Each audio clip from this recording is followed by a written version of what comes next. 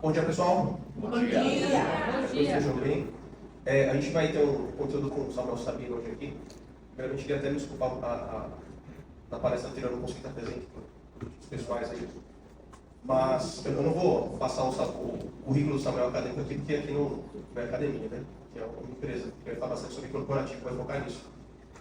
Mas queria agradecer a gentileza gigante dele aqui por ter vindo. O Samuel é um cara extraordinário, como pessoa e como profissional também. Inclusive, alguns clientes são os filósofos, sociólogos. Eu falo o nome dele e a galera, Samuel Sabino conhece, é amigo meu, né? E o pessoal, cara, quando tiver um conteúdo, me chama. É puxado para a empresa, mas de repente para vocês. Então, é um cara super conceituado no segmento da filosofia, né, no segmento acadêmico. E o mais interessante do Samuel, eu sempre falo diretamente para ele, que ele vai trazer isso para nós com certeza hoje, é que ele consegue tangibilizar muita emoção que a gente não consegue, sabe? Então, às vezes a gente faz alguma coisa, a gente sente alguma coisa, mas fica muito interno, muito intrínseco, né? E o Samuel não, ele consegue colocar tudo que a gente sente ali, tudo que a gente pensa no nosso cotidiano, que é genuíno da nossa parte em palavras. E isso traz um conhecimento gigantesco. Então ele coloca tudo que está dentro da gente aqui para fora, consegue externalizar e consegue transformar isso num diálogo, consegue tangibilizar, trazer para a consciência, utilizar mais esses recursos também, quando a gente de fato necessita deles. Né?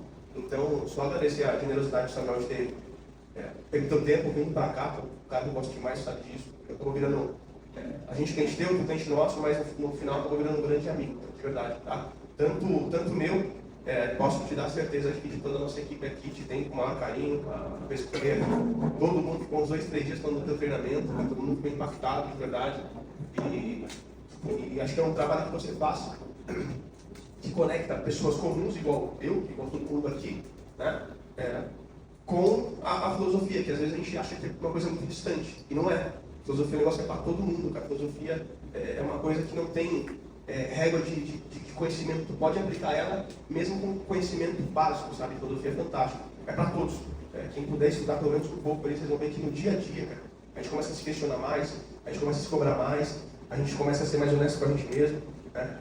Então, você trazer para nós, que não somos filósofos ali, longe disso, cara, quebra uma barreira gigante, sabe? Então, esse teu trabalho está sendo fantástico, não só com a gente, mas com todo o público que tu atende também, os parceiros que você atende.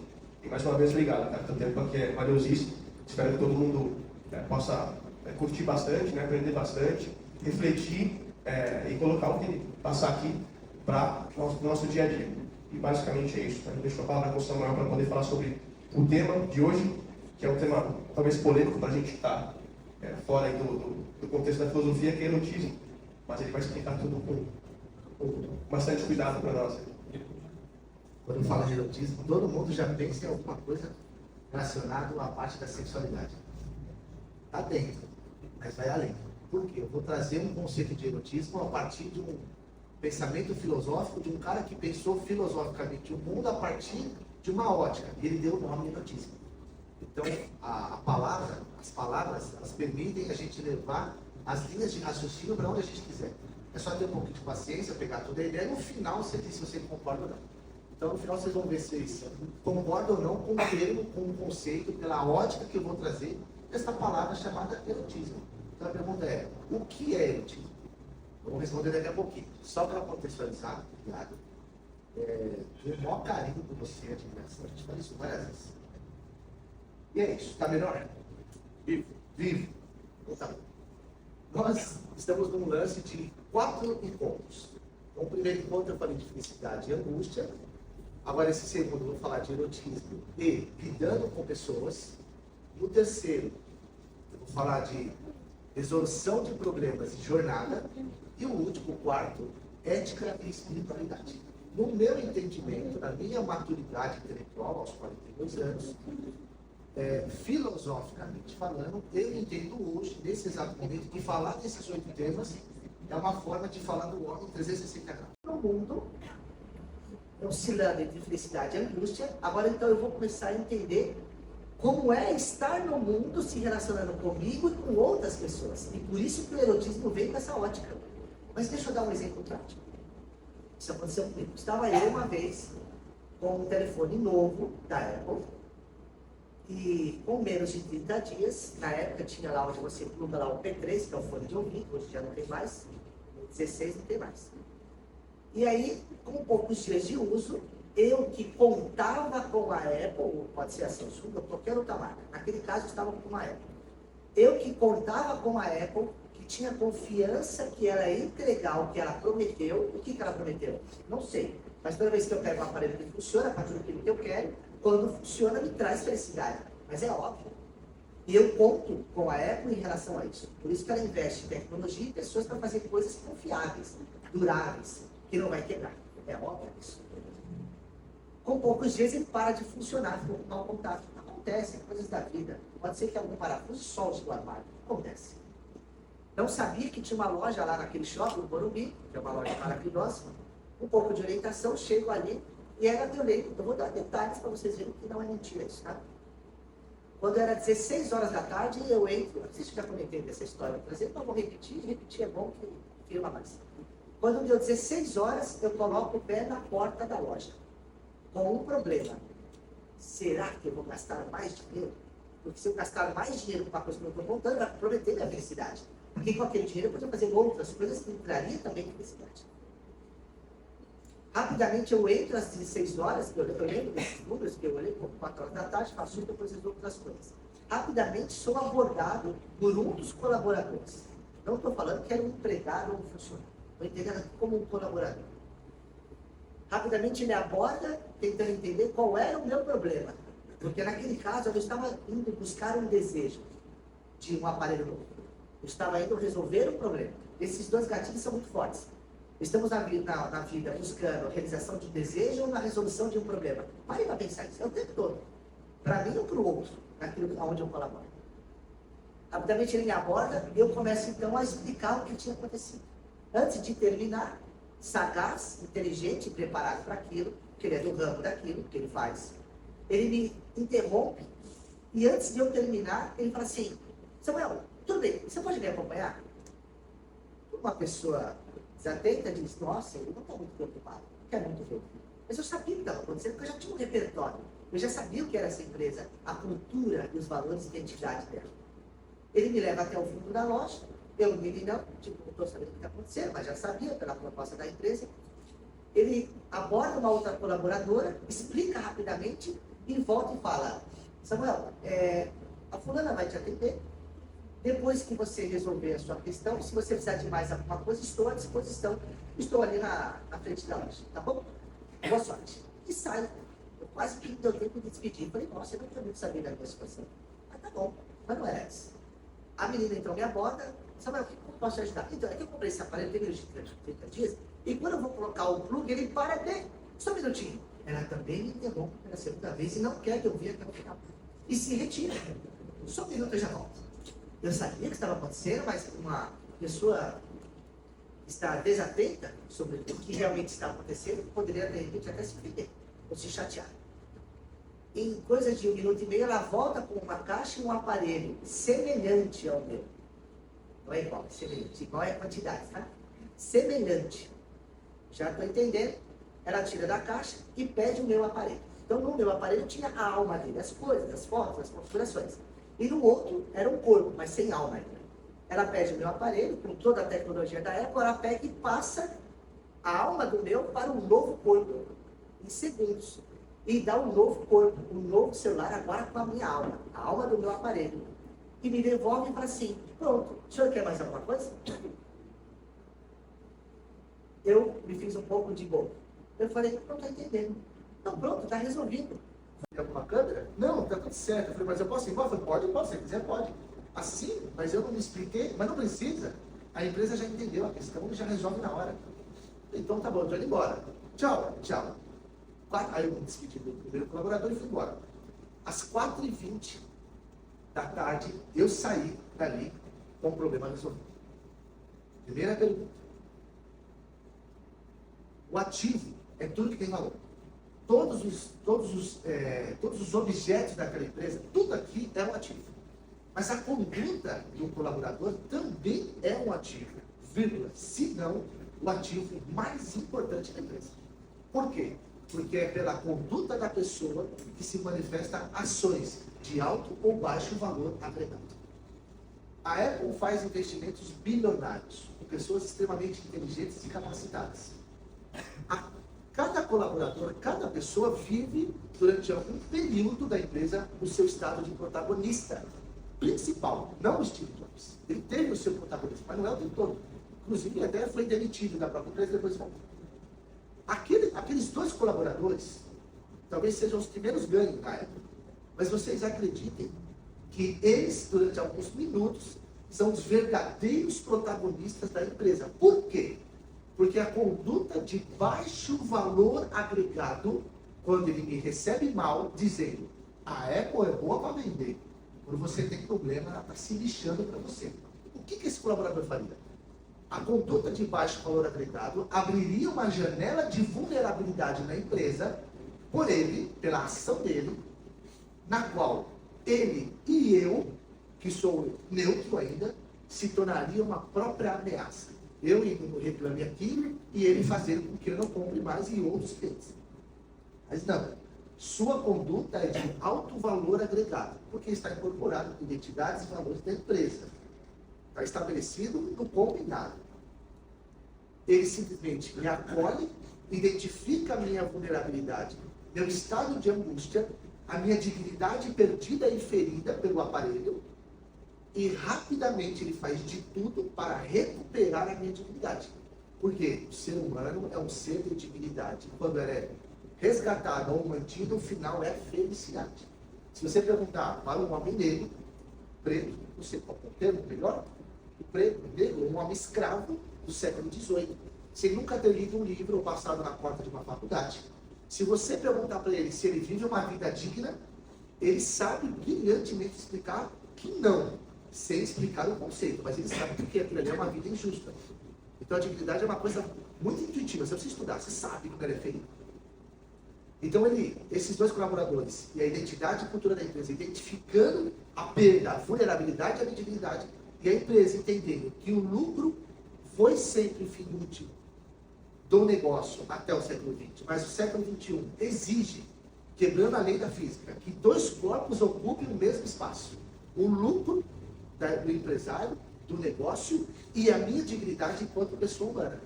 Fazer esses dois coexistir, o lucro e a minha dignidade, é lucrativo a médio e a longo prazo. Ponto.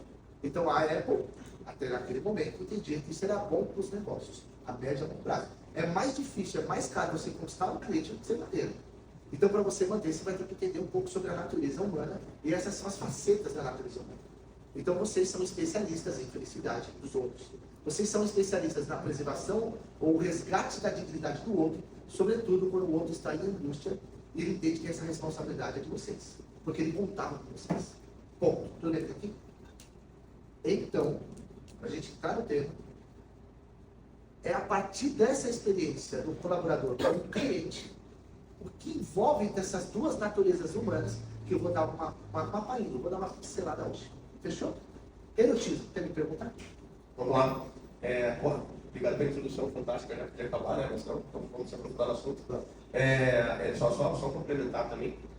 O Samuel falou da Apple, a experiência da Apple, não sei se vocês lembram do estudo que nós fizemos aqui também. O cliente hoje, o novo cliente, né? Sabe que o relacionamento é extremamente importante. Mas se vocês se lembram do que a gente conversou, a resolução dos problemas são mais importantes que a dos relacionamentos. Vocês lembram disso? Tá? Então não adiantaria nada, de repente, tratar super bem, servir café, servir água, e não solucionar, colocar ele numa fila de espera, volta daqui 30 dias, só troca peça, vamos fazer alguma coisa de segunda mão aqui, não sei. Não foram, de repente, tão simpáticos, né, como talvez gostaria, mas resolveram o problema. E isso gera uma satisfação gigantesca e uma baita impressão, certamente. Eu prefiro resolução do que às vezes ser bem tratado, talvez, sabe? O mundo hoje está muito prático, né? Está muito veloz. Então, a baita experiência entra de encontro com o que a gente fala do novo consumidor aí, tá? Agora, Samuca, vamos lá. Erotismo, tu deu uma introdução, mas acho que a maior curiosidade para a gente colocar aqui em terra, como que aplicaria nos negócios, como que aplicaria aqui numa condição de passivo-ativo, ele se permite se seduzir pela sedução do outro. Então, por exemplo, como docente, muitas coisas eu já falei, E já tive, por exemplo, um exemplo, tá? Eu tenho 2 alunas. Uma está totalmente passivamente ativa, se seduzindo por todas as minhas seduções de conhecimento, dizendo como ele é inteligente, ele ficou até bonito agora. E a outra diz, não caio nessa conversa. Eu não caio nesse papinho. Porque ela ativamente, passivamente ativa, ela não está se seduzindo pela sedução. Então entendam, tem clientes que não vai comprar a sua ideia, ele vai comprar a ideia do outro, por algum motivo. Então entender as necessidades, a estrutura do que ele vem com desejo e problema, é parte do seu compromisso da forma de seduzi-lo. Um exemplo, eu sou corretor, tem um casal. O casal está buscando uma casa com segurança porque tem filhos pequenos. Não adianta eu falar da piscina, disso, daquilo. Porque não é isso que ele busca. Se o casal vem buscar segurança para os filhos, é disso que eu tenho que falar.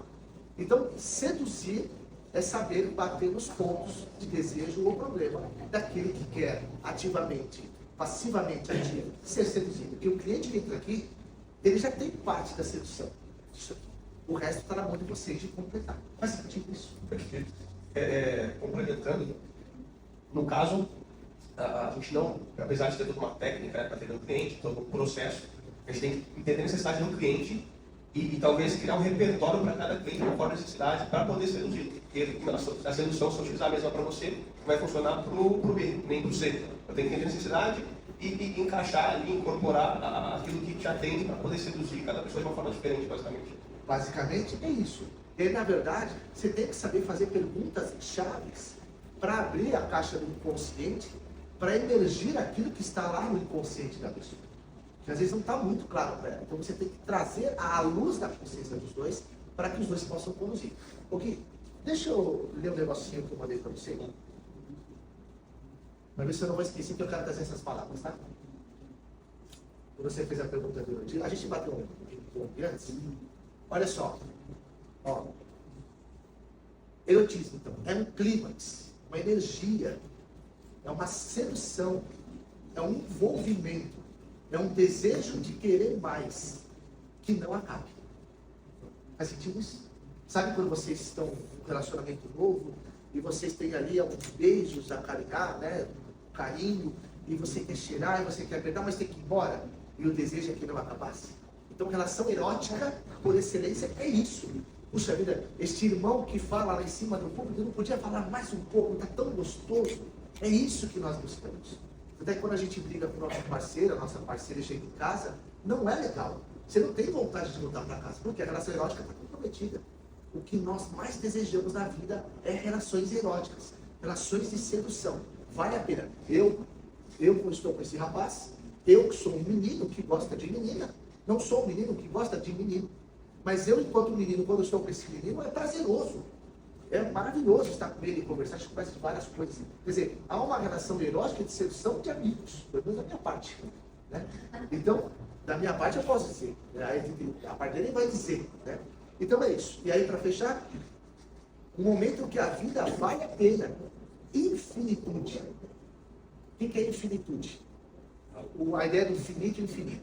O finito você pega e acaba. Ter relações de infinitude é a ideia que você vê um horizonte longe, tenta captar e nunca pega. É infinito. Tem pessoas que é maravilhosamente bom e bem estar com ela, porque são relações de infinito. É uma relação que eu tenho com o Guilherme até hoje. Ele conseguiu proporcionar para mim relações de infinitude. Ótimo, perfeito. Então, e quem que é essa pessoa, essa pessoa que tem na nossa mesa para conduzir negócio no contexto de erotismo? Me dá um exemplo. Como que a gente conseguiria conectar com ela, sabe? Como que a gente conseguiria entender e dar os primeiros passos ali, entendendo o que ela é. Um exemplo que é difícil fazer exemplo para filosofia, como você não é filósofo, né? Mas quem que é basicamente o ser humano que entra na nossa mesa aqui? Ah, tá. O que é, né? Não, quem é essa pessoa? Quem é o que é? Quem é essa pessoa? Olha só. Quem é o cliente que chega na minha mesa? Não faço a mínima ideia. Essa é a brincadeira, né? Não faço a mínima ideia. Eu não sei quem é o meu cliente. Eu não tenho acesso à sua alma.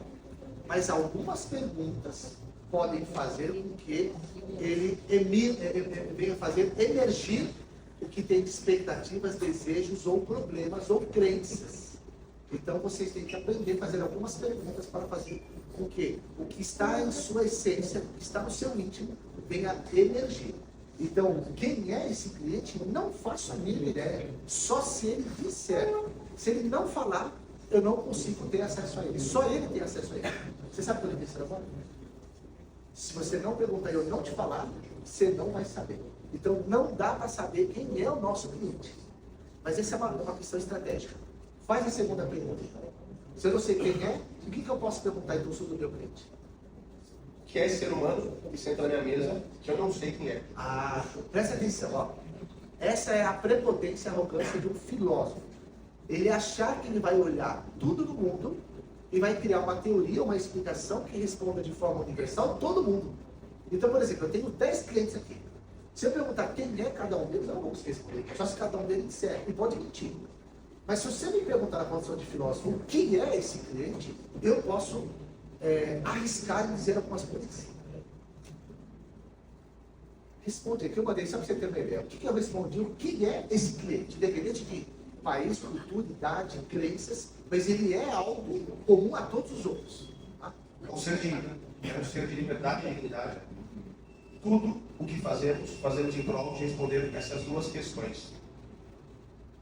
Olha só. Liberdade e dignidade. 2 palavras. Quem é o meu cliente, eu não sei. Mas o que ele é, ou seja, quem é o que está na sua frente. Mas o que é algo que está por detrás, é algo que ele verdadeiramente é em essência, mas não aparece para você. Por que eu estou falando isso? Parte do que é o ser humano, tem 2 caminhos, tem vários, eu trouxe 2. Liberdade e dignidade. Vou falar da dignidade. Dignidade é uma percepção, uma intuição que você está vivendo de forma positiva. Vou dar um exemplo bem bobinho e bem esdrúxulo. Se eu estiver numa sala de aula e peço por uma moça, jovem, noiva, que só teve um namorado na vida, muito reservada, eu estou trazendo esse tipo de perfil, bem reservada, bem contida, quase com vergonha de subir ali na frente. Se eu em ato de má fé, passar a mão no seu bumbum, sem combinar, sem ter um acordo, invadir os limites de sua privacidade, rapidamente eu vou ferir e tocar a sua dignidade. Então, tudo aquilo que vai além dos limites, fere a dignidade. Então, quando o cliente entra e quer algo segundo as suas expectativas e a sua promessa, e você realiza, a dignidade é mantida. Se você não entregar, se você desviar o dinheiro, entregar quebrado e passar a mão no bumbum dela, a dignidade vai ser ferida. E a relação erótica foi comprometida. Liberdade. Tudo que fazemos na vida também tem como resultado último a liberdade. Um exemplo. Por que eu entendo que liberdade é a realização, a concretização de tudo que eu desejo no mundo? Liberdade não é só escolha, não é só escolher. Por exemplo, eu que vou para a praia? Bora. Vamos para o meu carro? Vamos. E se a gente chegar na praia hoje, lá no Guarujá, sentar na areia, tomar uma cervejinha, comer um peixe, vai ser legal para você? Na sábado à tarde? Ou vai ser legal para mim? Criamos uma ilusão, e essa ilusão será um motivo de projeção no mundo, no sábado. E o resultado de chegar na praia, tomar cervejinha e comer o peixe, resultará numa relação erótica, mantendo a dignidade, porque tudo ocorreu dentro dos nossos valores, de prazer, de companheirismo, e seremos livres, porque realizamos e concretizamos isso, de fato. Mas por que liberdade não é só escolher? Porque se no meio do caminho, um pequeno fio do motor derreter, desligando o motor, fazendo com que a gente não avance, não chegue na praia, não coma o peixe, não tome a cerveja, a gente não realiza aquilo que tinha como expectativa. Você diz, não houve liberdade, porque não houve concretização. Então o cliente ele vem buscar uma relação erótica, de ser bem acolhido, ele vem resgatar ou manter a dignidade, porque na outra loja não entregou e a sua entregou, ou o que foi prometido foi entregado, Então a dignidade não foi comprometida, mas ela foi mantida e o resultado foi liberdade, porque essa pessoa realizou. E quando vai um parente em casa, ela tem prazer de mostrar o amado. E aí ela diz aquilo com dignidade de uma pessoa realizada e com livre escolha. Porque nem todas as escolhas podem se realizar. Por conta de um fio derretido, eu comprometo a minha liberdade? Sim. Só se a gente arranjar uma outra forma de chegar lá. Então, liberdade não é só escolher, é realizar aquilo que a gente escolhe. O seu cliente entra e pensa, liberdade é ter em 30 dias o meu quarto montado. Você entregou? Sim, ele teve liberdade. Ele se expandiu, ele se emancipou, ele encontrou a felicidade, ele teve uma vida digna. Então, quem é o meu cliente? Eu não sei as suas expectativas. Mas o que ele é? Ele é um ser que busca liberdade, busca dignidade, relações eróticas em tudo que ele faz. E na sua mesa, vendendo para o cliente, não é diferente, porque ele é um ser humano. Faz sentido? Liberdade e dignidade. Qual que é a relação com felicidade e angústia? Então, tira a liberdade, não entrega a promessa, não tem relação erótica. Fere a dignidade. Na verdade, nós somos uma única coisa. Quem é o nosso ser humano? É um ser que quer se realizar no mundo. Essa ótica da liberdade, do erotismo, da dignidade, são só perspectivas ligeiramente diferentes para dizer a mesma coisa. Então, toda vez, fique no radar, toda vez que chegar um cliente, lembre-se, esse cara, esse cliente, essa família, essa esposa, esse esposo, ele já vem com a questão, ele quer ser livre, ele quer uma melhor relação erótica de atendimento, e ele não quer que a dignidade dele seja ferida porque ele está confiando em você. Porque você se propôs a fazer isso, senão você não é do ramo. Não prometeu, não entregou a promessa, você não é do ramo. Você tem que mudar de ramo. E as pessoas, quando vêm com a confiança que você vai entregar o entregável e o prometido. Então, tudo isso é só para esse momento, uma vida feliz. Perfeito. Para fechar, Sandro, o que é erotismo? Tá? E como que a gente pode extrair o melhor dentro dos negócios aqui? E vamos montar a sua casa? Tá pronto? Tá com grana, né? Vamos montar a sua casa? Vê as cores. Quais as cores? Qual é o modelo? Porta para cima, porta para baixo. Tá clara a ideia? Amadureceu? É isso que você quer? Dentro das suas ilusões, é isso que vai te fazer feliz? Sim. Sim. Então, eu já sei que você é tudo isso aí que eu falei. O resto está na mão de vocês. Simples assim. E tudo isso por causa do lucro, né? Tudo isso para vocês colocar dinheiro no bolso. Que loucura isso. Será que o final é lucro mesmo? Não é o lucro. Inclusive, lógico que é o lucro. Mas vocês são especialistas em seres humanos. Por quê? Olha que interessante. Olha o contraponto da liberdade.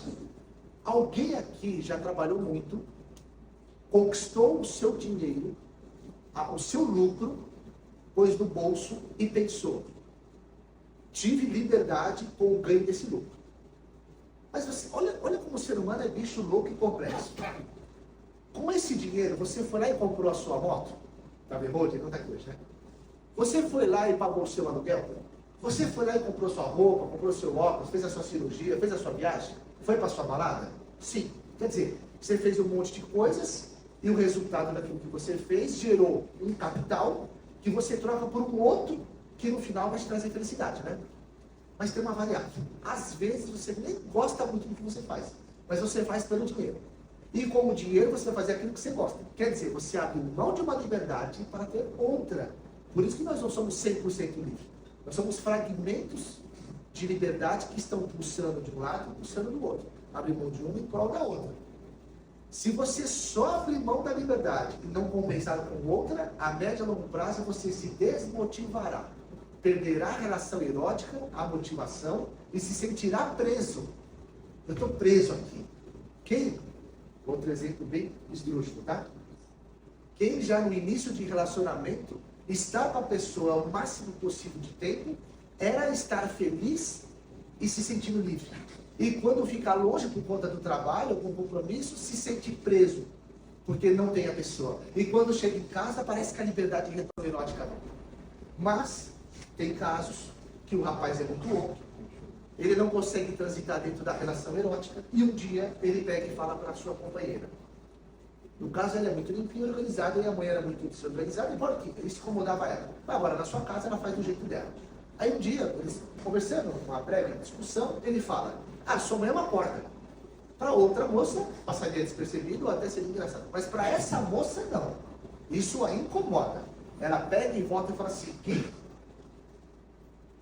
cara, dá para ir várias coisas, mas isso não dá.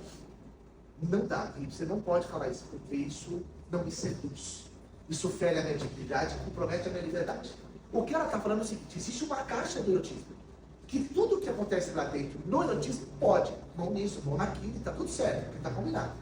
No caso de dizer que a mãe é uma porca, significa que está fora da relação erótica. Está no campo aberto da relação política. Relação política é conflito de valores. É a mesma coisa que a toalha. Então, deixar a toalha em cima da mesa, assim como dizer que a mãe é porca, é um conflito de valores. É relação política. O que mata uma relação erótica? Conflito de valores. Relação política. Bom, como o Guilherme, ele é um gentleman, ele é um homem sensível, ele percebeu que ele tocou num dedo político, não na relação erótica, rapidamente ele recua, pede desculpa e nunca mais ele toca nesse assunto. Ele continua dentro da relação erótica e eles, com todo carinho, continuam dormindo de conchinha. Você entendeu o que eu estou dizendo? E isso perdura. Agora, na condição de ogro, estúpido e ignorante, ele fala, porca, porca, porca, porca, porca, porca, porca. O que acontece? Caixa do erotismo. Porca, porca, porca, porca, porca, porca, porca, porca. A relação, a caixa do erotismo vai diminuindo a um ponto de não ter mais sedução. E o que era um casal durante um ano dormindo de conchinha, é agora um dormindo de costas um para o outro. E a simples presença da pessoa, me sinto preso. Eu falo, eu quero ir embora. Quer ir embora porque não tem erotismo. Mas e o sexo? Nem sei o que é isso aqui. Mas pode pôr também. Inclusive, boa relação erótica é desejo. Resultado pode ter sexo. Vocês estão entendendo? Se o cliente entra aqui, ele entra 100% ou 80% erótico, seduzido. O resto você só fecha a conta. Você promete, com 10 dias, não entrega. Com 30 dias o cara está ligando aqui, discutindo um problema. Por que não chega? Meu irmão, sua relação erótica com o cara está esgotando. A relação ficou 100% política. Em última instância, processo, reclamação, gente na porta. É isso que você quer? Tudo que mais desejamos na vida é relações eróticas por excelência. Senão, vai dormir de costas um para o outro. É simples assim. Bom, fechou? Perfeito. Eu não sei se eu respondi, eu acabei me dando um pouco de volta. Fantástico, fantástico, fantástico. Erotismo lidando com pessoas, né? É possível relacionar tudo que foi falado até agora com outras pessoas no nosso dia a dia e como que a gente aplica no negócio também. Entendeu que nós somos seres da felicidade? Sim. Quando não, angústia como mecanismo de vai lá e resolve, porque a vida continua. Legal. No terceiro ato, eu estou falando assim, olha, existe um clímax de um tal de erotismo, que é o que nós mais desejamos na vida. Então tá bom. Valeu? Vamos para a prática? Eu levanto agora, o cliente entra, eu recebo.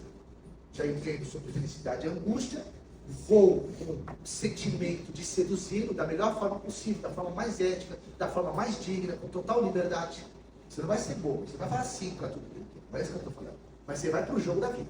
Você entendeu o que é você? Que você é isso, é parte dessa estrutura? Ok.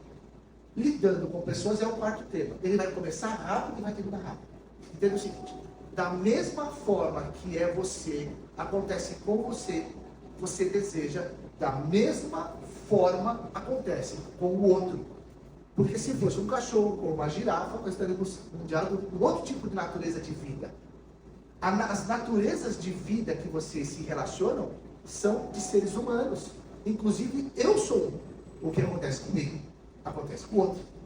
Então, é o tal da empatia, se colocar no papel do outro.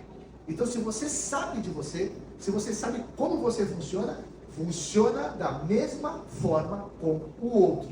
Lidando com pessoas é entender que, se eu me conheço, eu já posso perder a liberdade. Ele também. A minha dignidade pode ser ferida, ele também. Eu quero relações eróticas e sedução, e ele também. Simples assim. Como diz o outro, conheça-te a ti mesmo. parte do que eu falei hoje está relacionado com conheça-te a ti mesmo. Eu sou isso tudo que eu falei. E o outro também. Já sabe, fica mais fácil lidar com o outro. Entende a ideia? Lidando com pessoas é entender que da mesma forma que eu sou, ele também é. Então pode ir pro jogo. As cartas estão postas. A mesa está aí. É só se colocar no papel do outro. É uma questão de um pouco de sensibilidade. Para fechar, tem um filósofo chamado Jean-Paul Sartre, que ele fala do ato de má fé. Não sei se eu vou fazer a melhor interpretação. No Sartre, a má fé é isso. Isso vocês não podem ter. Ele fala de uma tal de disfarçar a angústia. Então assim, o cliente entrou, comprou, pagou, não resolveu, e eu dou de ombros fazendo assim. Deixa pra lá. Não hajam de má fé. Não deem de ombros. Porque o século XX não tinha um Reclame Aqui. Hoje, todos dividem o palco do protagonismo. Porque nós, o cliente, que era o verdadeiro protagonista, no século XX, ele era um mero figurante. Porque o empresário que não tinha essa sensibilidade só olhava o lucro, quando algo estava errado e ia comprometer o seu lucro, ele estava pouco se lixando. Só que eu não tinha voz ativa. Quer dizer, eu sou o verdadeiro protagonista, ele veio um mero figurante da minha história. Só que o Reclame Aqui, as redes sociais, faz com que a minha voz colocada lá e muitas outras ganhem o verdadeiro, ou retoma o verdadeiro protagonista do palco, que é o cliente, que é a solução, que é a entrega. Então hoje o lucro e o outro como fim último não é só uma questão de ética, é uma questão de bons negócios. Senão o cara vai lá e fala mal, isso acabou. Reclame aqui da vida. Então, agir com ato de má fé, com pouco caso, não é bom para os negócios. Porque todo mundo hoje divide o palco do seu protagonista. Todo mundo. Todo mundo agora é reclamante da própria dignidade, porque a minha voz alcança. Olha só, todos são reclamantes de sua dignidade, porque essa voz agora é ouvida. Coisas do século XXI. Então, para fechar. O início do século XXI era da informação, né? Mentira. Não é mais. Nós estamos na era dos relacionamentos. Para você ser boicotado ou cancelado, falta pouco. Então não esqueçam isso, tá bom? Fechou? Perfeito, obrigado, Samuel. Palmas para ele.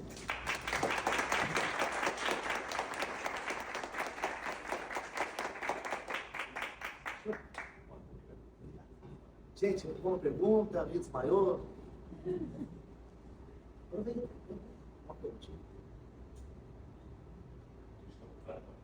É?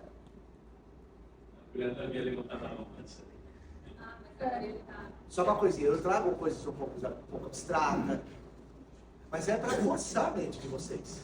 Tá? Faltou um exemplo, eu não entendi tal conceito. Pede um exemplo, porque para mim eu estou tão familiarizado que eu vou pecar com a falta de exemplos para validar o conceito. Mas é o papel de vocês perguntarem, porque é 20, 30 minutos, depois acaba. Lembrando, vocês nem vão lembrar disso.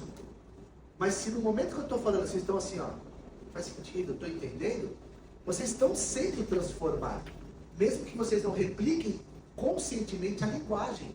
Mas o intuitivo que expressa a ação, ele te entrega. Então, confie. Presta atenção e faz sentido. Tá atualizando. Você não é mais o mesmo, expandiu. Então, se ficou alguma coisa que não deu imagem, faltou exemplo, é só perguntar. Eu vou fazer um esforço. Tá? Eu vou fazer uma pergunta, então. Sobre felicidade, notícia e tudo mais. Acho que um dia, tanto no meu quanto de todo mundo, falou que cada um tem sua caixa ali, daqui tu não ultrapassa, cada um tem seu limite. E eu citou até um exemplo de fala da mãe, né, que foi fantástico. Uma pessoa pode ligar para aquilo e outra não. Né? E a gente está tanto dentro da operação, o relacionamento familiar, né? Que às vezes a gente acaba saindo um pouco do ponto e do jogo, faz parte. Agora, existe um método, talvez, para a gente poder retomar a confiança, para a gente poder voltar, fazer um curativo naquilo ali? Existe algum método, existe uma forma filosófica, não sei, que as pessoas aceitam isso melhor, para a gente poder consertar os nossos erros, talvez? Não. Mas tem validade. Por que eu falei? Porque não há fórmula acabada. de ensinar a viver a vida. Faz isso. Lógico que a gente vai tirar um caminho, mas eu estou sendo duro para dizer o seguinte: não espere que eu traga uma forma, porque não existe. Mas a gente pode trazer alguns pontos de reflexão. Primeiro, você tem que atingir um grau de consciência de entender que errou. E você magoou. Porém, quando você magoa ou decepciona outra pessoa, a primeira pessoa que você vai ter que se desculpar e perdoar, quando atinge esse grau de consciência, dessa sensibilidade, é você mesmo. Porque nós somos seres de sentimento.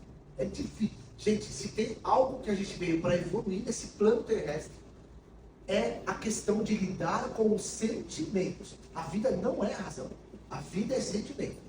E quando você resulta nisso, gera um sentimento em você. Se não se livrar dessa prisão, desses sentimentos negativos, você não consegue avançar. Segundo, vá até o outro e diga explicitamente o quanto você errou, o quanto você está arrependido, e peça perdão. Fale, verbalize.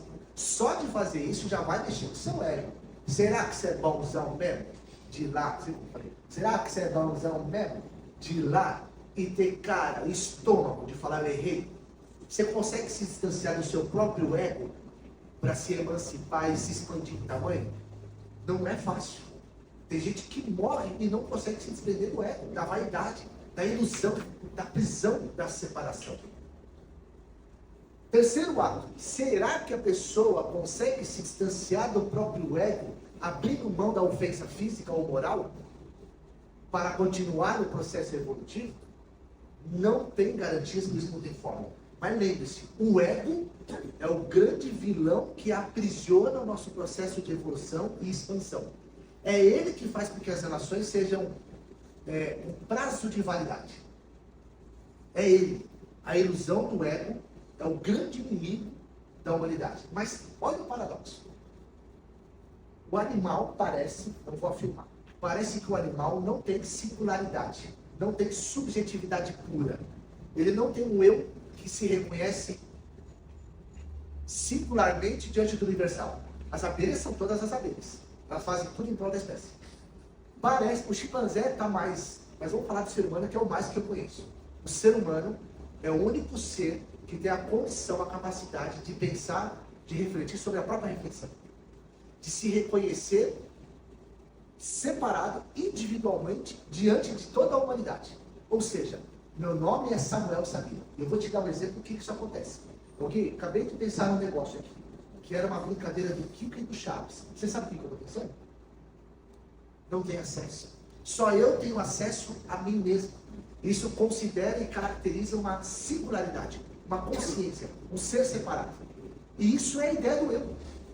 Só que o próprio eu que me faz me lançar ao mundo e me estabelecer no mundo, e isso é bom, é o mesmo que me destrói no mundo quando eu não consigo me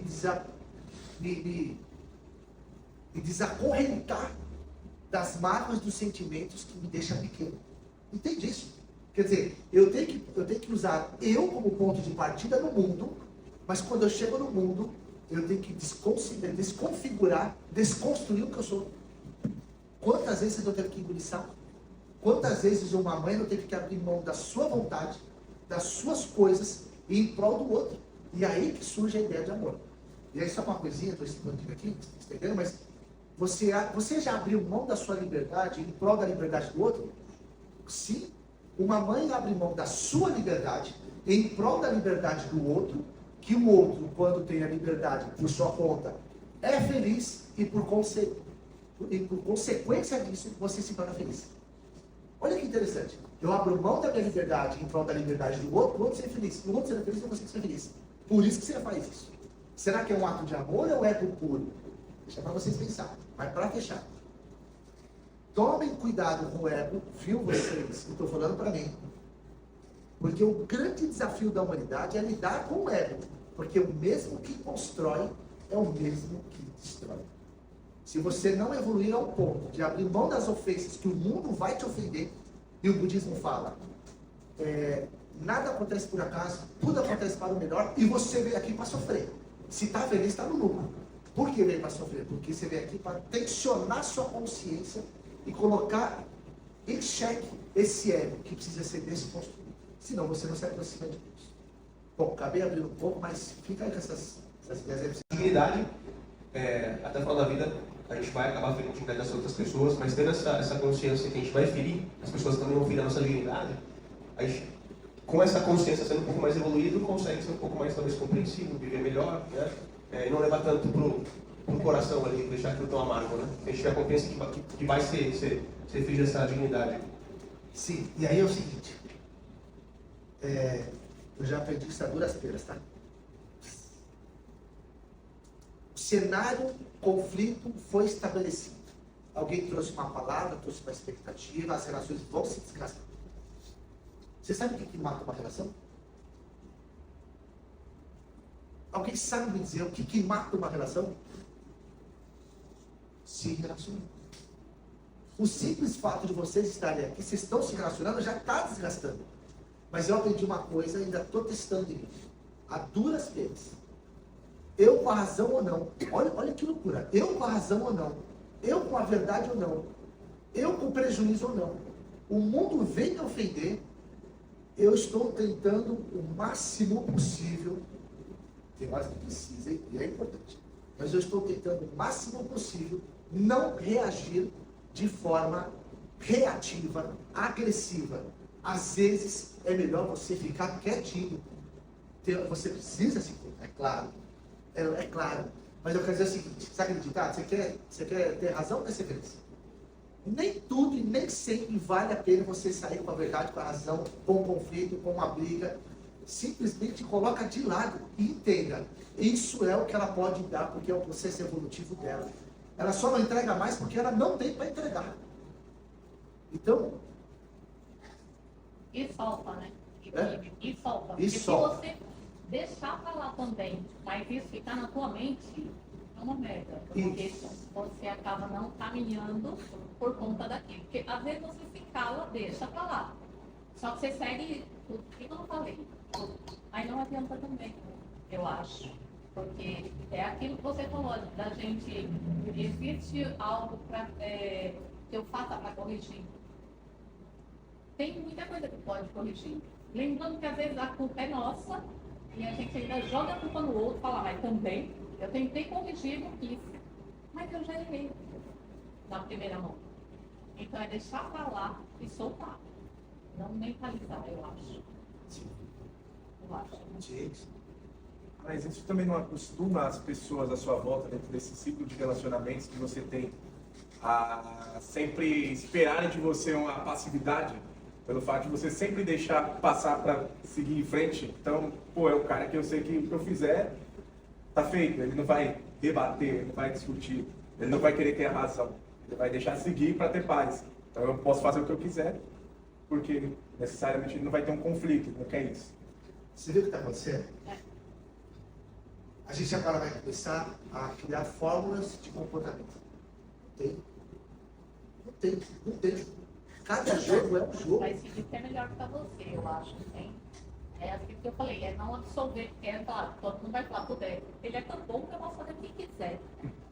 Só que a pessoa está se enganando, porque para mim tanto faz o que ela está fazendo. Eu estou bem, então tem diferente. Uma coisa é certa. Eu concluí aqui o meu raciocínio de hoje, tá? Eu quero terminar desse jeito. Só existe uma lei no universo. Eu sou um filósofo que parte do pressuposto que Deus existe. Tá? Você tem o Einstein, você tem o Stephen Hawking, que estava vendo o filme até ontem, já vi umas 40 vezes. O Stephen Hawking estava tentando encontrar uma fórmula do universo, da expansão, do início do tempo, um monte de coisa. Legal pra caramba. Mas eu não acredito em Deus. Tá? Mas eu, com todo o conhecimento que esses caras nos ofereceram, ainda concluo que Deus existe. Seja lá o que Deus venha a ser, com outro momento a gente conversou disso. Mas, se existe, eu vou partir agora da tese. Se existe Deus, e se existe a criação de tudo a partir dele, seja lá o que ele venha a ser, existe uma única lei no universo, e é a partir dela que todas as outras são desdobradas. Quer dizer, não tem uma lei 1, 2, 3, 4, 5. Só existe uma lei. Dela se desdobra outras. Qual é a única lei do universo? Quer arriscar?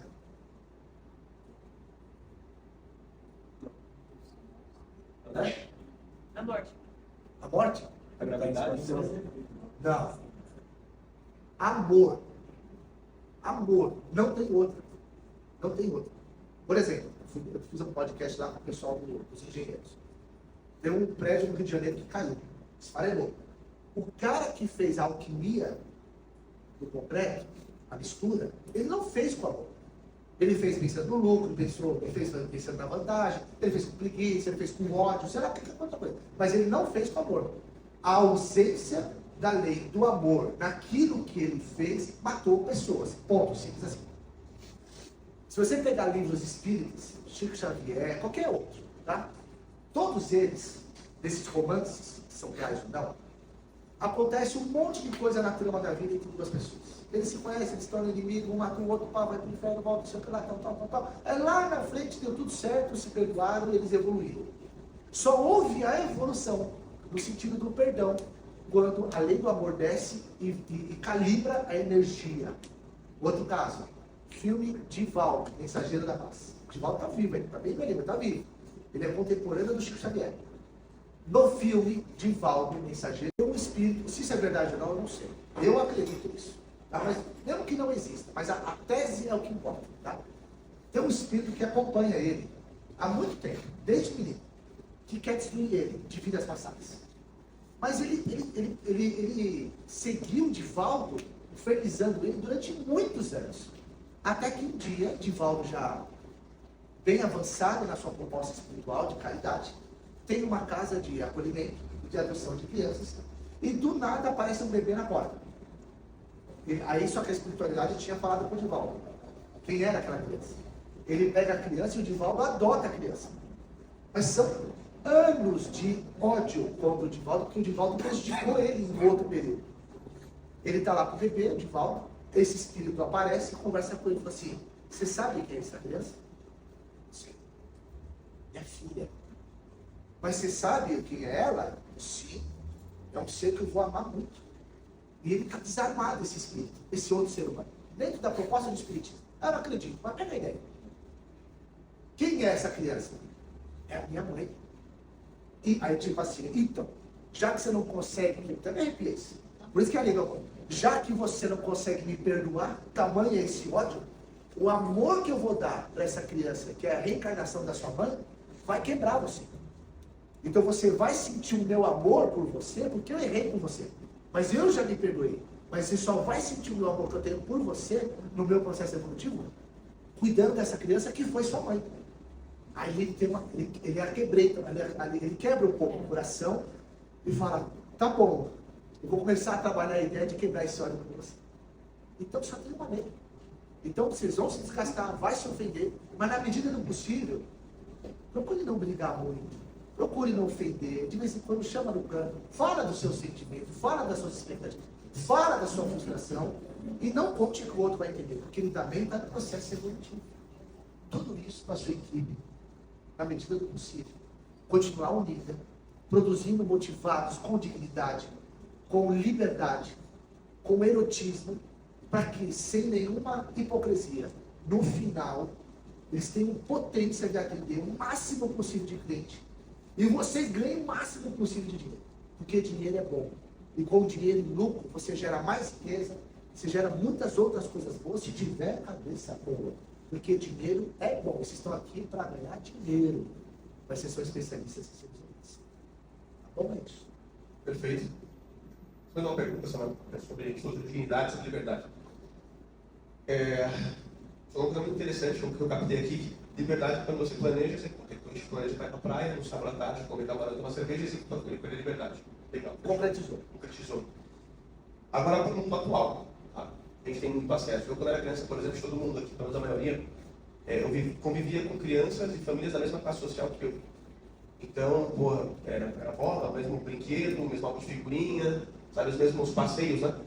Só que hoje a gente tem acesso à internet desde sempre, tá? Desde sempre. Para adulto é muito difícil ter essa consciência. Para criança, eu acho que talvez seja possível de comparar vidas, tá? Então, por exemplo, eu tenho acesso.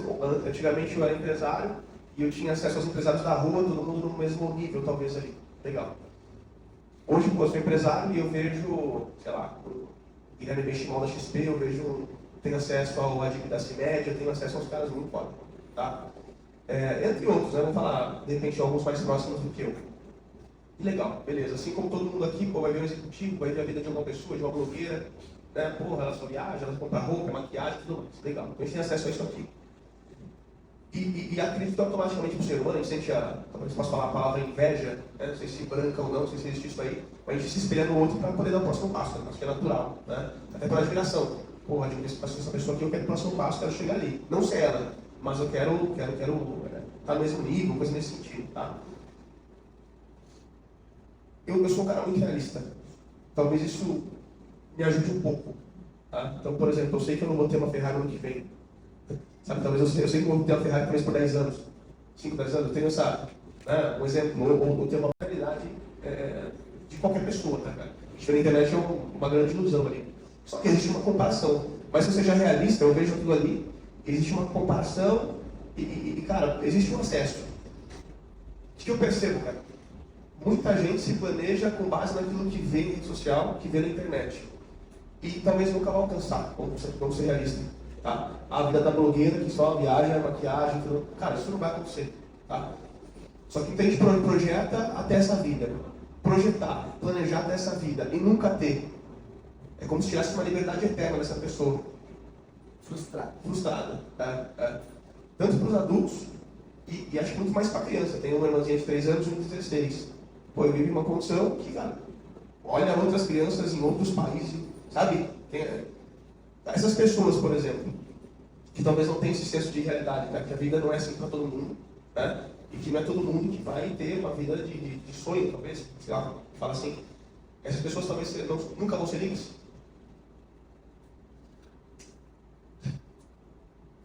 Vou trazer alguns conceitos da filosofia, tá? Para construir. Primeiro, eudaimonia, a vida feliz. Para os gregos, a vida feliz é a vida na justa medida. E qual que é o desafio nosso? Sempre tentar achar o ponto de equilíbrio. Nunca vai encontrar. Tem muitas variáveis. No sentido contrário da justa medida, ou da busca da justa medida, no ponto de equilíbrio, a vida virtuosa, você tem o quê? Os extremos, que é a vicissitude. Ponto. Fechou? Outra coisa. Na minha reflexão filosófica, tem 2 tipos de ilusão. A ilusão sóbria e a ilusão embriagada. Ilusão, para mim, é combustível, motivação, é combustível da projeção das coisas que eu almejo. Então, ilusão sóbria, ilusão é combustível de projeção. Eu vou acordar cedo, 5h30 da manhã eu vou para a academia. Eu tenho uma ilusão de ficar com o corpo malhado, no shape bom, eu falo. É uma ilusão, outros não tem. É uma ilusão sóbria. Toda vez que eu acordo 5h30 da manhã, faço justamente a eudaimonia, vida virtuosa, acordo 5h30, vou para a academia, cuido do meu corpo, fico bem, corpo bonito, disposto. Agora, se eu faço tudo isso para tomar um monte de remédio, um monte de hormônio, e no final eu fico escravo, lesiono, machuco, adoeço, quer dizer, a mesma busca de fazer uma academia, de treinar, pode ser virtuosa ou viciosa. Pode ser uma ilusão sóbria ou uma ilusão embriagada. Você tem que ponderar e entender que se você, aquilo que busca, importa. Se é um Fusca ou uma Ferrari. É relativo, porque se eu for uma pessoa que tem um emprego simples, que ganha pouco, eu, dentro de uma ilusão sóbria, vou me colocar onde eu caio. Agora, se eu ganho bem, se eu tenho um negócio que eu consigo faturar bem, e matematicamente eu consigo me projetar numa ideia de Ferrari, Fusca e Ferrari é a mesma coisa. É só uma perspectiva ilusória diferente. Mas ela está relacionada à sua realidade? Quer dizer, que tipo de ilusão você cria para você? Ilusões sóbrias ou ilusões embriagadas? Você está se projetando ao mundo numa estratégia de ponto de equilíbrio de se realizar mais? Ou você está se produzindo situações para criar mais frustração? A responsabilidade é sua. O estado de estupidez e ignorância é responsabilidade sua. Você está se enganando. Agora, uma outra coisa. Eu preciso ter tal coisa para ser aceito? Sim, claro. Até que ponto? Até que ponto eu vou ser escravo disso? Diz que o verdadeiro filósofo é aquele que está pronto para morrer. A vida material é importante e precisa. Mas quanto mais aprisionado às coisas da matéria, menos eu estou preparado para morrer. O que eu quero dizer? Você chegaram pessoas com muitos status, tendo condição ou não, mas preparado para morrer, vai te afetar menos. Mas se você quer estar num grupo seleto de pessoas que está muito embriagado em ilusões embriagadas e muito na matéria, você vai ficar escravo do negócio, por conta de uma ilusão. Entende isso? Eu quero dizer o seguinte: ache a sua justa medida e não seja escravo dela. Até porque ilusão do futuro também, eu nem sei se eu vou falar, né? Eu prefiro viver o hoje. A minha felicidade ser feita baseada no hoje.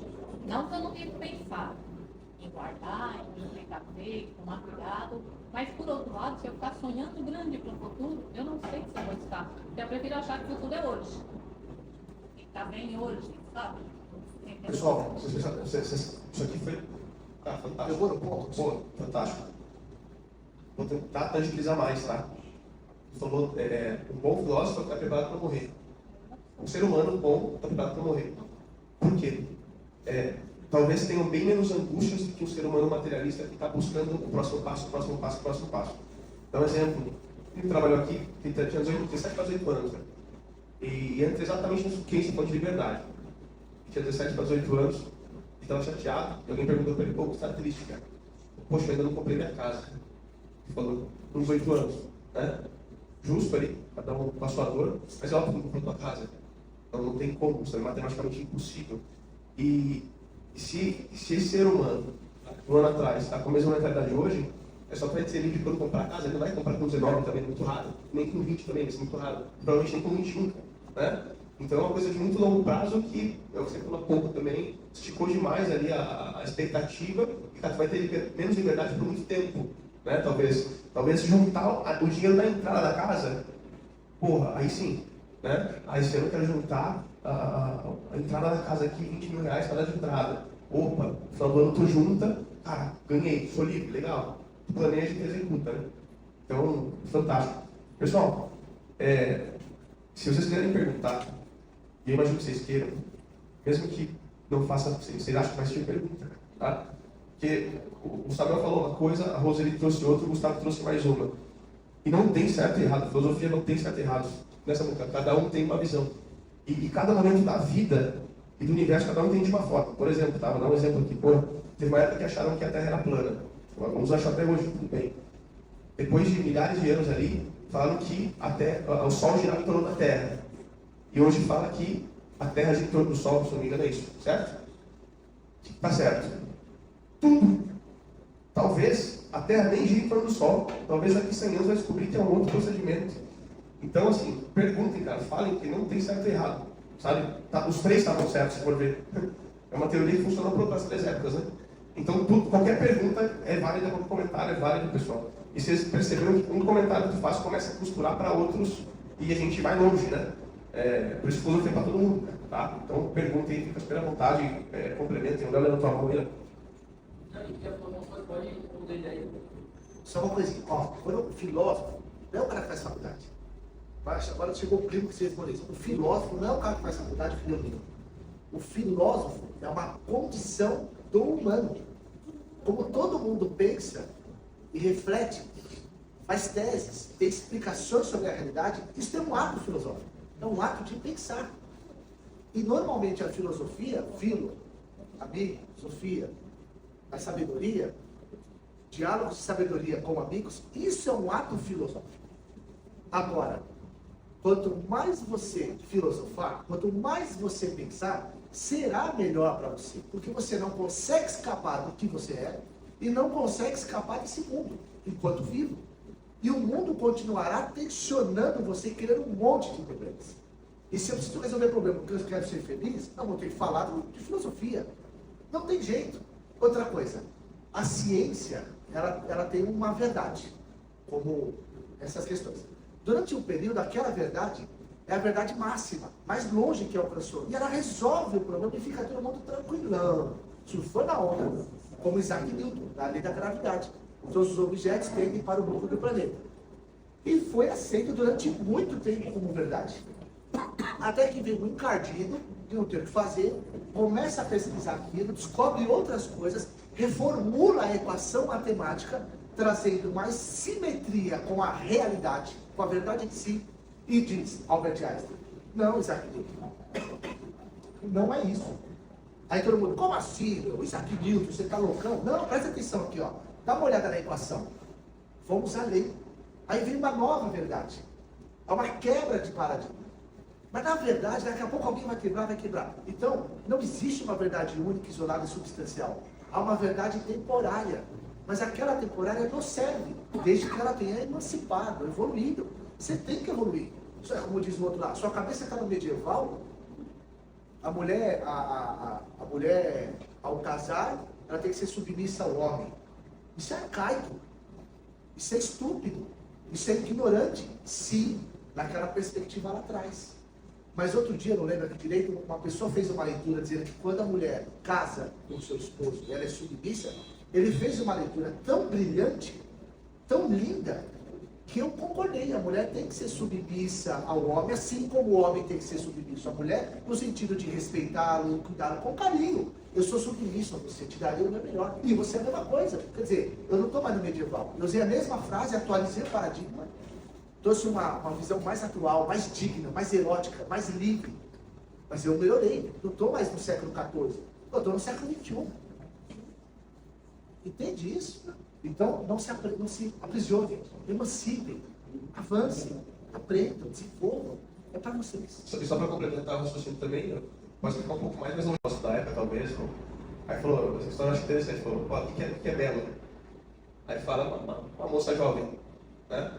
E aí começa, poxa, tá, não, mas o que é belo? E ele está questionando o que é belo e ele fala várias respostas diferentes, né?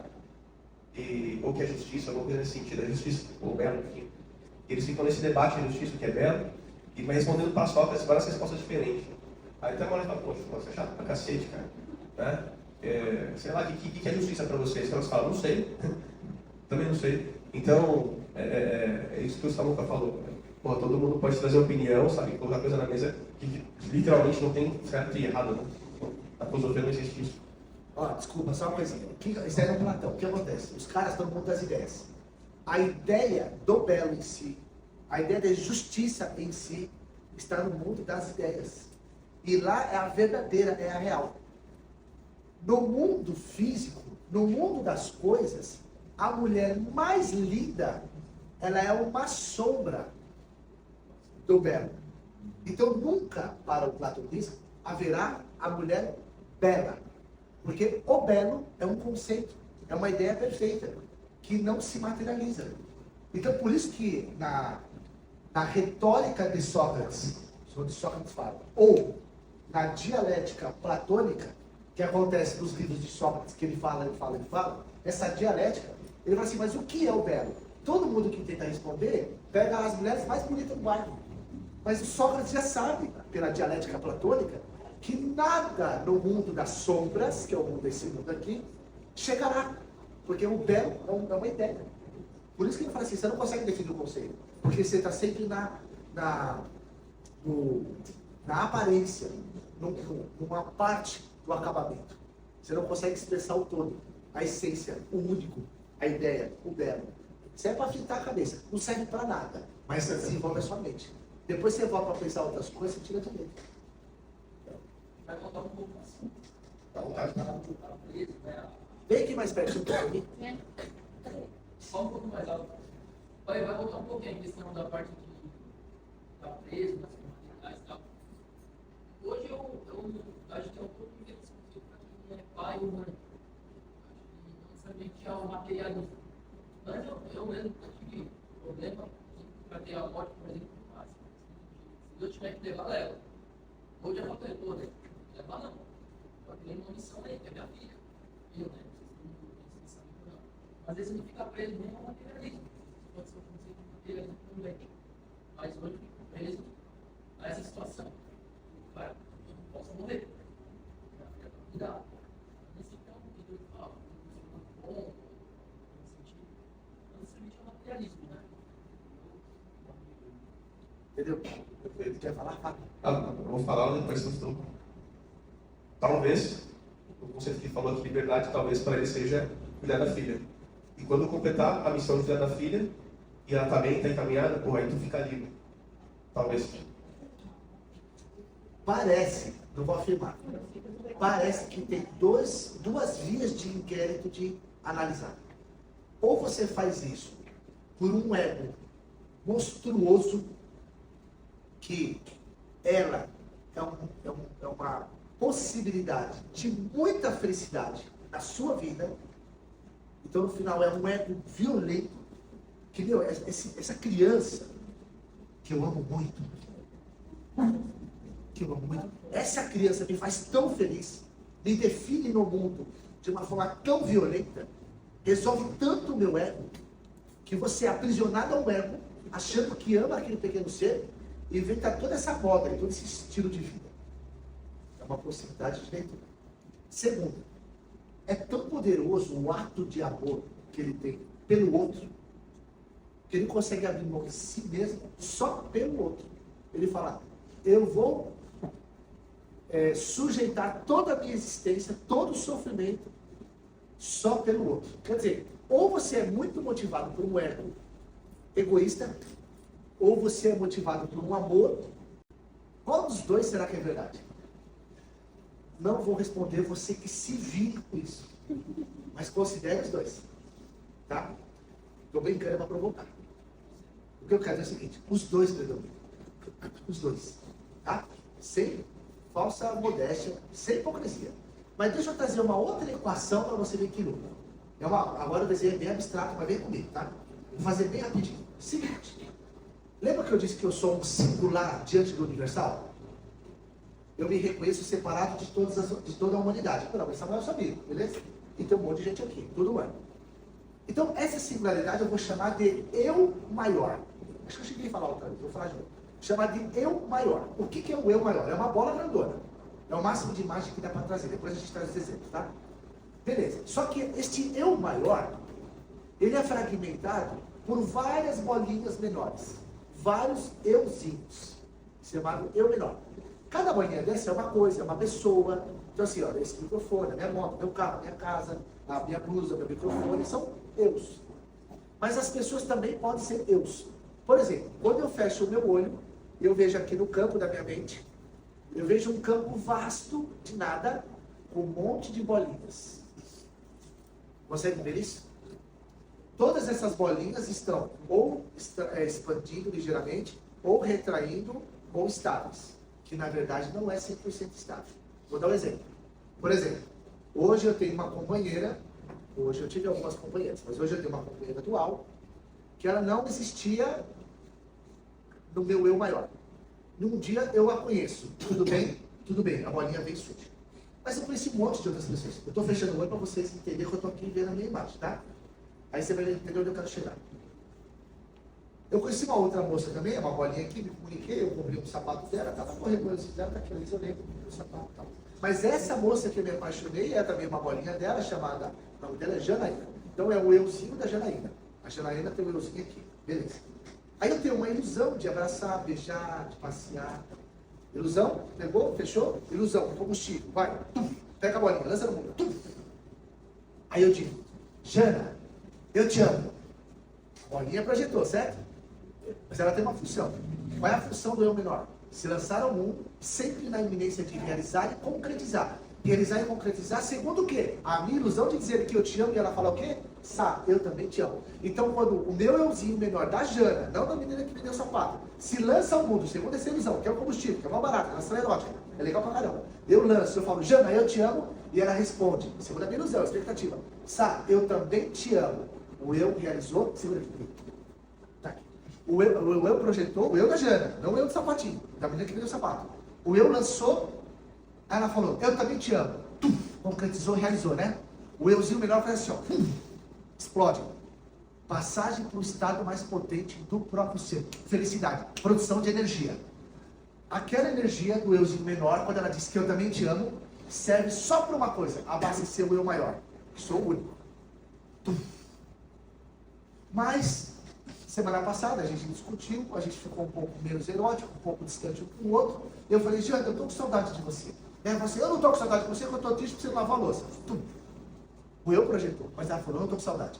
Se, no primeiro estágio, o eu expande em alegria, no sentido contrário, felicidade, ele retrai, ele implode. As estrelas explodem e as estrelas também implodem, elas caem para dentro, do buraco dele. Tum. Certo? Esse euzinho menor, ele faz assim, ó, tum. Ele perde potência, ele perde energia, angústia. Viu? Tá fechando? Quando o euzinho menor retrai, perda de energia, angústia, tristeza, eu fico triste. Promete. Mas você tem vários eus se lançando, se projetando o tempo todo. Alguns, viu, caramba, fechei negócio, pô, minha mãe não tá bem de saúde, pô, o cheque voltou, pô, o carro tem que pagar a prestação, pô, o cara roubou meu carro, não comprei apartamento novo. A vida é uma loucura. Então, na verdade, não vou falar isso nunca para você. A sua criança representa um eu menor, de alta projeção, de alta definição no mundo. E é tão poderoso isso, que o que nós verdadeiramente buscamos na vida são instantes de infinitude.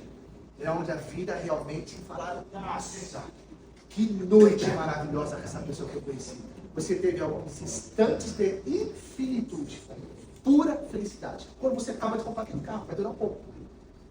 Quando você está com a sua criança, mesmo que você tiver que abrir mão da sua existência finita, mas se ela te proporciona instantes de infinitude, quando você chega em casa, ela corre na sua perna e abraça, você fala, nossa, toda a minha... Eu não tenho filho, eu já ouvi isso de amigos. Toda a minha canseira, todo o meu trabalho, 3 trabalhos, o dinheiro que ganho, vai tudo. E ele te abraça e ele fala, papai, tudo, grande explosão, alta definição, instante de infinitude. Você fala, eu abro mão de tudo só por esse instante.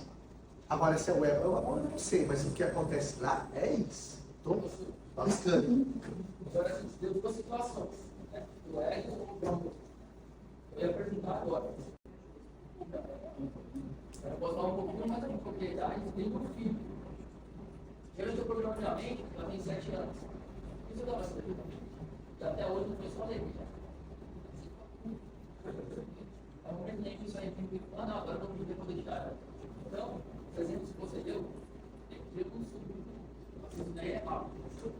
Esses exemplos que você viu é do ego. Se alguém para mim te ama, você fica antes dessa possibilidade. Se ele não fala, você olha. Você vai já pensar. Então, eu posso dar uma possibilidade, não sei, porque tem pais também que liga para isso e vai citar. Isso. Então, a respeito também. Então, na minha cabeça, assim, não perguntando, não sei se você mas você é a minha resposta. Essas 2 colocações eu concordo com essa pergunta. Tá, deixa eu ver uma coisa. Ó, Samuel, é claro que você ama. É menino ou menina? Menina. É Samuel falando. Samuel é um meninão, vem aqui, tá com você. É claro que o Samuel diria para você, e eu acredito nisso de verdade, que você ama ela. Não tenho dúvida. Talvez seja um dos amores mais intensos e poderosos que você vai ver na sua vida. Certo, Samuel? Agora olha só. Ó. Sabia. Só ela. Os dois é real. Só que a vida legal não é essa aqui, ó, do filósofo. É, a vida legal é essa aqui, ó. Se ama. Eu prefiro viver 98% do tempo como Samuel e só 2% como Sabino. Eu acredito nos dois. Mas eu tenho fé em você que o Samuel fala com você. Não tenho dúvida. É amor mesmo. Se tivesse aceitado o Sabino para a gente não acontecer, eu teria também argumento, não se filósofo, que horas a gente contar, mas não é o caso. Mas concordo também com essa. Depois eu vou falar só uma coisinha do amor, tá? Para fechar. Eu comparava com o meu cachorro, antes de ter a filha. Eu comparava com o meu cachorro, e até mudaram essa função no dia que ele teve um problema. Perdão, mas você não é meu filho. Eu tratava meu cachorro como um filho. Aí passei o pau do ela. Quando veio o filho, cara, tem palavras para o amor. Então, eu posso falar, quando estava com o cachorro, eu comparava com um filho. Eu não tinha noção do amor que era dele. Você sabe o que Tem pai acontece? que trata o cachorro como filho. Eu acho bacana, porque eu fiz tudo que eu fiz pelo cachorro, que eu faço pelo filho. É que a troca, ó, a troca que você tem com o cachorro, por mais que seja maravilhoso, não é igual com o ser humano. Não é. Eu sei que é óbvio.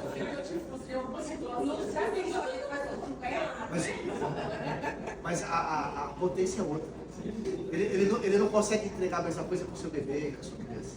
Ser humano é trago. Só para complementar também, Engraçado, você falou da troca, né? Então tem as bolinhas ali, para o chão, a pessoa volta contigo, tem uma troca e contextualiza aquilo que você imagina e tudo mais, que é imaginário. Eu não tenho filho, né? Mas eu tenho filhos, eu tenho amigos que têm filho bebê, eu tenho uma de 3 anos também. E tenho amigos que filho adulto. E é engraçado como a recepção e a percepção do pai com relação ao filho, que é o mesmo filho, o mesmo CPF, só que em dados diferentes. Imagino que por quê? Aí você me responde também, não tem tanta essa troca. Quando tu é bebê, por exemplo, criança, papai te ama, aquela coisa toda, e tu se projeta e volta, né? Tem essa troca. Agora, pelo menos todo mundo, é quase unânime, tá? Não é 100%, né? Mas eu falo 90% dos amigos que eu tenho assim, quando o cliente ou o filho é adolescente, ou já adulto, fala muito mais de problema do que de amor, sabe? É bem menos troca, né? E é a mesma pessoa, né? Mas não tem mais essa volta que tu imagina. Tu já queria que tivesse, talvez, não sei. As estruturas de erotismo vai mudando. Porque as relações de interesse, de troca, vai mudando. Gente, é lógico que, Samuel, é lógico que o amor é lindo, é bacana, é lógico. Ó, eu vou dar um de canalha agora. Não fica bravo. Olha o que eu vou te falar. Ó, eu tenho, quando eu fizer assim, Samuel, tá? Eu tenho certeza que o amor mais poderoso, mais intenso que existe entre os humanos é de uma mãe para um filho. Depois pode vir do pai para o filho, porque a mãe gera, sai de dentro, tá? Não tenho dúvida que é extremamente intenso e poderoso. Fechou? Beleza. Vou fazer uma pergunta. Existe amor incondicional?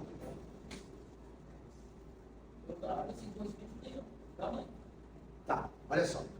Você chegar numa mãe que passou as dores do parto, só ela sabe. Como? Que prepotência, que arrogância o filósofo que nem teve filho de querer racionalizar isso. Cara, você não sabe o que você está falando. Eu já tive que abrir altos palcos com amigas. Assim. Olha só, o que é a palavra incondicional? Incondicional é assim, não tem condição.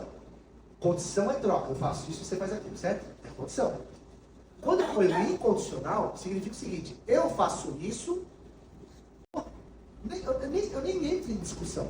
Incondicional é, não tem troca, ponto. Beleza. Sabe por que não existe amor incondicional? Porque é o seguinte, porque se você perguntar para a mãe, que a mãe mais poderosa do mundo, que mais amou intensamente o seu filho, se eu perguntar para ela, se um dia, ela se frustrou, ou ela se chateou com o ato egoísta do filho, isso já quebra a tese do incondicional.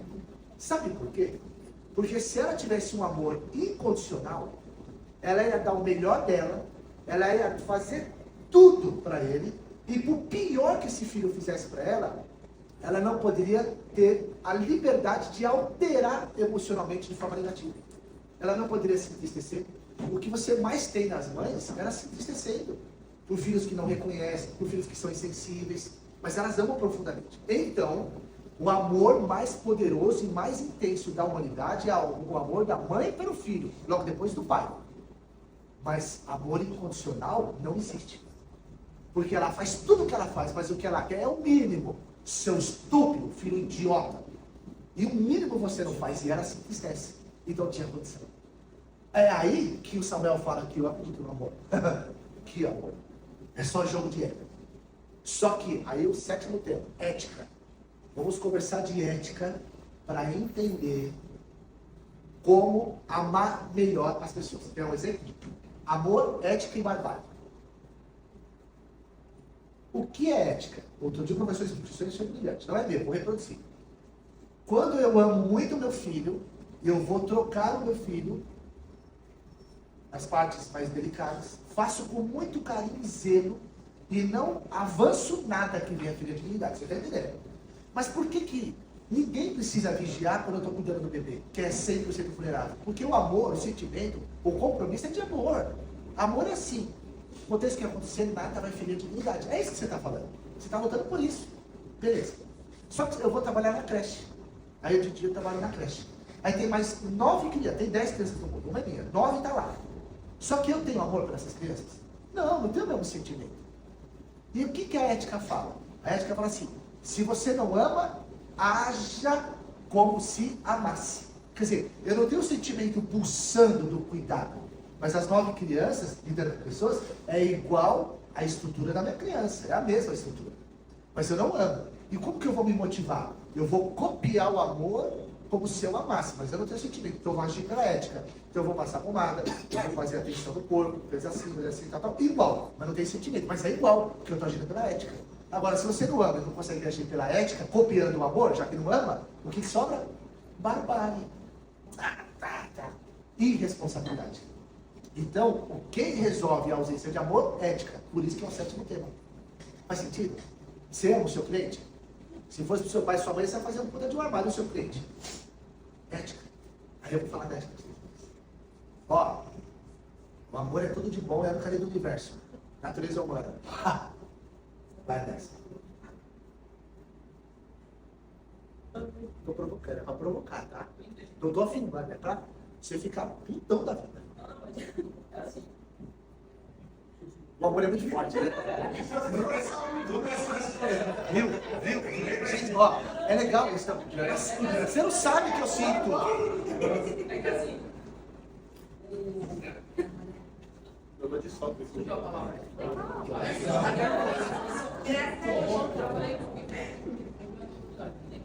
na empresa do trabalho, não é minha. Eu faço Ética. Agora, o meu filho, eu também tenho uma missão. Então, para mim, para quem a minha filha, você falou, quando tiver tecido, a primeira pode me fazer, eu não sei. Não vai não. Não, vai não. O processo do filho é então, aí entra a questão do sabinho para não provocar. Ó. Se um dia você vai, a gente volta a conversar também. Com certeza. Não, você já é minha referência. Por exemplo, sobre o funcionário, realmente tem que ser o que você falou.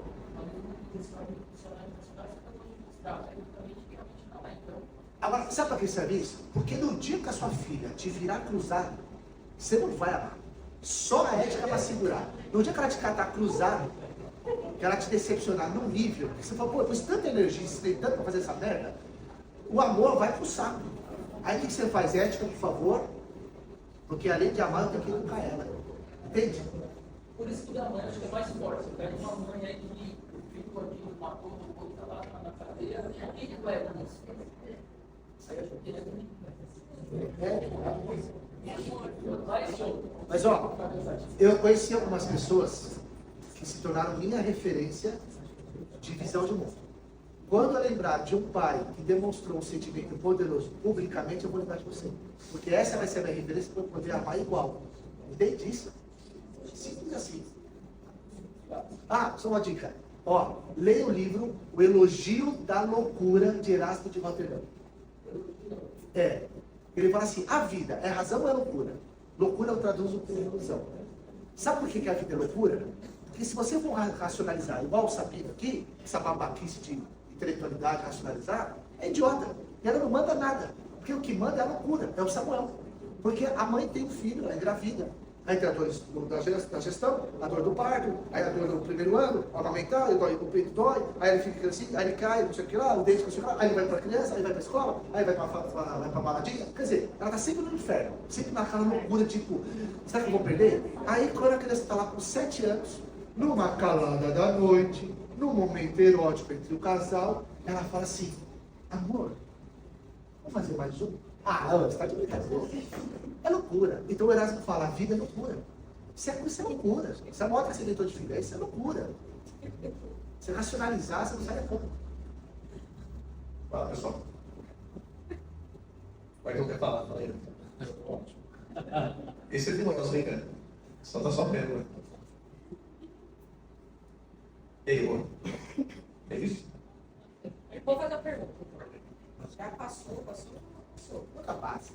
Você falou um pouquinho de estoicismo aí, felicidade e paz. Só se fosse isso. Você falou que está praticando isso. Você, Samuel, está praticando isso na sua vida. Tentando. Tentando. Como que a gente pratica isso no trabalho? Não vim trabalhar. Porque o que as relações se relacionam. Posso dar uma pergunta? Acho que muito interessante. Porque assim, estoicismo, pô, tá em alta aí, a gente vai vendo e tal, mas pela pouca referência que eu tenho, o estoico tinha uma vida muito boa, então ele tinha escravo, não fazia nada, não trabalhava, e é meio fácil ser estoico, né? Para complementar a pergunta dela, que fica mais interessante o contexto. Como ser estoico no trabalho, se a nossa vida é completamente dentro dos estoicos, porque a gente trabalha, a gente sofre, a gente está na corrida todo dia, o estoico tinha escravo para fazer tudo, né? São contextos completamente diferentes. Dá para ser estoico hoje ou não? Tá, porque o que vale no estoicismo, que é uma corrente filosófica, é entender algumas equações que eles criaram que você tira e aplica. Porque a questão histórica, lógico que tem que ter consideração, mas não importa. Mas o que importa? Por exemplo, um ponto. Tem coisas que você controla, tem coisas que você não controla. O que eu não controlo? Tudo que está fora de mim. O árvore que cai, a pessoa que tem que dar um tapa na cara, o crente que está chicando, ou a pessoa que está agradecendo. Isso não está no meu controle. Agora, independente das coisas que acontecem fora de mim, no mundo, que eu não tenho controle, quando ele vem, passa pelos meus 5 sentidos, acessa o meu intelecto, produz o sentimento, eu recalculo. É isso que eu tenho controle. Uma das grandes lições do estoicismo. O que cabe a mim, o que não cabe a mim. O que eu controlo, o que eu não controlo. O que eu controlo é aquilo que está dentro de mim. E aí é o grande desafio. O que eu controlo é o que está dentro de mim. O que eu penso, o que eu sinto. Pensou, gerou um sentimento. Puta sentimento ruim, pesado. É isso que você tem controle. Mas não vai ter controle fácil. Agora você vai ter o resto da vida para pegar o seu nome. O estoicismo, para mim, é essa coisa. Ah, mas os caras... Ó, fica todo... Os caras são monstros. Fica todo mundo filosofando e babando o ovo da filosofia clássica. Sócrates, Platão, Aristóteles. Só que esse período, um período terrível. Se não viesse Cristo, uma minha visão, se não viesse Cristo dizendo, olha, existe um Deus que é o nosso Pai, Ele é o Pai de todos, então todos somos irmãos. Mesmo sendo todos diferentes, somos pelo menos igual em uma coisa, o fato de sermos irmãos, continuamos diferentes. Cristo estabelece o conceito de igualdade. E aí, na balança da justiça, a coisa dá uma equilibrada. Deixa rolar. Só que antes, o conceito que existia era o conceito de equidade. Calma, vou explicar. Igualdade, tratar o diferente de forma igual. Equidade, tratar o diferente de forma diferente. Vamos falar de justiça? O que é justiça? Não sei. É conceito abstrato e atemporal. O que existe de fato é o justo e o injusto. Na vida concreta. Eu estou com fome, você está com fome, ela está com fome. Certo? Comer, vamos falar de justiça? Vamos falar de justo. Comer, matar a fome é justo. Está entendendo justiça? Na prática, justo, injusto. Então tá bom. Eu preciso comer um pão. Um pão mata a fome, é justo. Essa é a justiça. Prático, concreto. O que precisa comer um pão e meio. É assim que ele atinge o justo. Ah, mas ele tem mais. Não, não estou falando que tem mais pão. Estou falando de matar a fome. Meio pão já mata a fome. Vamos pôr na prática. Igualdade. Todo mundo é diferente, tá? Não vê que essa conversa aqui é igual, porque eu queria ser bonito igual a esse povo, eu não tenho. Então ele dá mais trabalho conquistar a mulherada. Não, não é justo. Quer? Cara louco. Tô brincando. Mas é verdade. Tem cara que não chega, mano. Tem cara que chega, cara, tira, né? Desculpa, é que a mulher falou assim, o cara tá fazendo entrevista, né? Aí tá perguntando, aí ela, você dá onde é tal lugar? Aí ela fala assim, nossa, você tá me deixando molhadinha. Aí o cara, sério? Não, você fala Agostinho. Igualdade, tratar o diferente. Todo mundo é diferente. Não vem com essa conversa. Tá? Então, igualdade. Tratar o diferente de forma igual. O que é de forma igual? Um pão para cada um. O conceito de igualdade deu conta para trazer o justo na justiça? Não. Você não matou a fome. Equidade. Tratar o diferente de forma diferente. Já que o Gui é mais bonitão, ele fica com todos os pães. E eu e ela, que não comeu porque ele é bonitão, vai comer? Vai atingir o justo? Não. Quer fazer justiça? Seguinte. Se você aplicar a equidade primeiro para fazer justiça, você vai criar muitas injustiças no mundo. Cristo veio tentar nivelar a parada, mas ele não consegue resolver o problema das diferenças. É aí que você, depois de aplicar a igualdade, você aplique a equidade quando necessário. Então, igualdade, um pão para cada um, matou a fome, não calibrou tudo, pega meio pão dela e dá por quê? Pronto, a equidade ajudou a igualdade para se fazer justiça, avançando justo. Os gregos era equidade, não tinha igualdade. Escravidão era normal. A mulher era inferior ao homem. Relações homossexuais já existia, era muito forte naquela época, porém, vou usar um termo que era usado, que eu fiz isso na faculdade. O mais velho, ele tinha os seus tutores, eram os seus alunados, que eles tutoravam, ensinando sobre várias coisas, inclusive a relação, a vida sexual. E o mais velho tinha que ser o ativo na relação, e o mais novo tinha que ser o passivo. No entanto, se o mais novo fosse o ativo, era mal visto na sociedade, e esse mais velho era chamado de bunda larga. Então, a questão de injustiça e de discrepância de leitura de sociedade sempre existiu. E lá atrás foi muito pior, por conta que não tinha o conceito de igualdade. Então fica todo mundo babando os caras, mas era uma época bem terrível. Mas não me interessa, só interessa tirar o que é bom. Tem toda essa volta para isso. É para isso. Então, igualdade depois equidade. Equidade sozinha é terrível, e igualdade sozinha não dá conta. Conceito de equidade. O político desvia não sei quantos milhões da área da saúde e coloca um apartamento lá no jardim. O que ele fez? Ele aplicou equidade só para ele e para o grupo dele. Na aula de ética, vou explicar isso.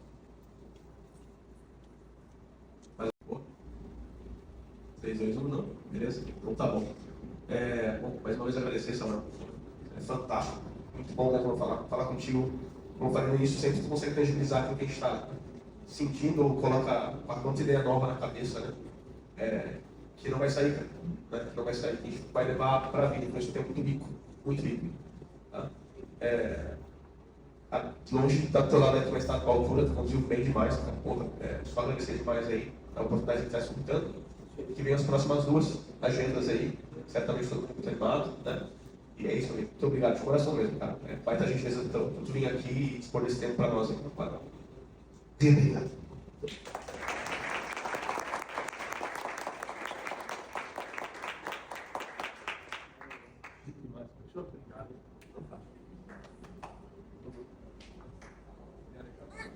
Pode.